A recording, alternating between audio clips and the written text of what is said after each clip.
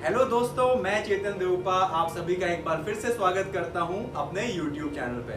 And thank you so much for your love and support for this channel. हम हाजिर हैं अपनी एक और नई स्टोरी के साथ। आज की स्टोरी बहुत ही प्रेरणा से भरी हुई है। अगर आपने अभी तक इस चैनल को सब्सक्राइब नहीं किया है तो चैनल को अभी सब्सक्राइब करें एंड बेल आइकन दबाएं ताकि आपके पास हमारी स्टोरीज के अपडेट सबसे पहले आए। तो शुरू करते हैं दोस्तों आज की स्टोरी।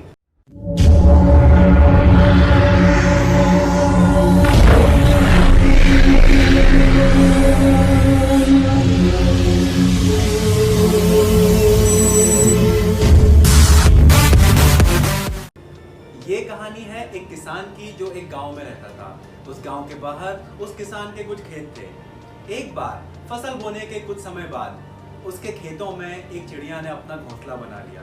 कुछ समय बाद चिड़िया ने 2 अंडे भी दिए और उन अंडों से 2 बच्चे भी निकले। फिर चिड़िया का परिवार उस खेत में खुशी खुशी अपना जीवन व्यतीत करने लगा। समय बीतता गया और फसल कटने का टाइम आ गया। ये वो टाइम था जब चिड़िया को अपने परिवार के साथ वो खेत छोड़कर जाना पड़ेगा। एक शाम किसान अपने खेत पे आया और उसने देखा कि फसल एकदम रेडी है और वह बोलने लगा कि वो अपने पड़ोसी से बात करेगा और उसे कल फसल काटने के लिए खेत पर भेजेगा। चिड़िया के बच्चों ने यह बात सुन ली और वो बहुत घबरा गए। चिड़िया उस समय खेत पर नहीं थी। जब चिड़िया वापस आई तो चिड़िया के बच्चों ने अपनी माँ को ये बात बताई कि किसान कल अपने पड़ोसी को खेत पर भेजेगा फसल काटने के लिए और उन्हें यह खेत छोड़कर आज जाना पड़ेगा। तो चिड़िया ने बहुत ही निश्चिंत होकर अपने बच्चों को बोला, आज हमें जाने की जरूरत नहीं है, तुम लोग चिंता मत करो, किसान का पड़ोसी नहीं आएगा। और अगले दिन यही हुआ, किसान का पड़ोसी खेत पर नहीं आया।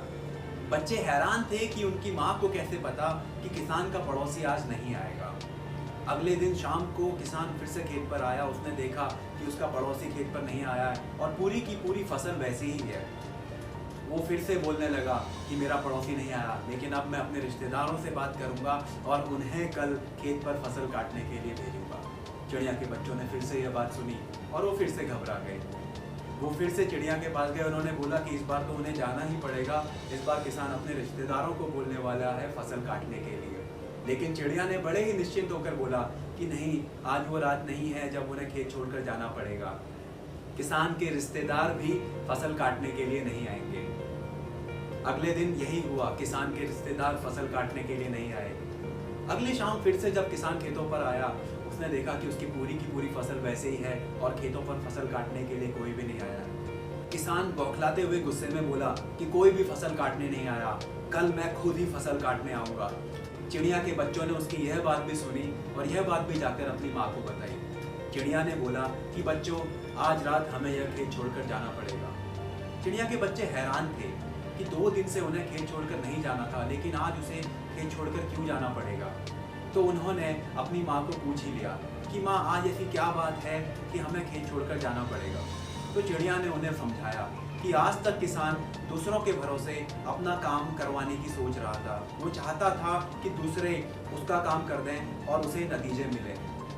लेकिन आज किसान ने खुद डिसाइड किया है कि वो अपना काम खुद करेगा। इसीलिए कल किसान फसल काटने जरूर आएगा और आज रात हमें यहाँ से जाना पड़ेगा।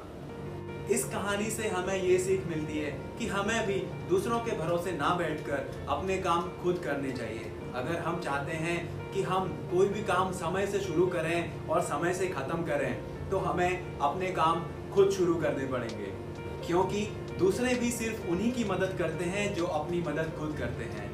मुझे उम्मीद है दोस्तों, आप सभी लोगों को इस कहानी से कुछ ना कुछ सीखने को जरूर मिला होगा।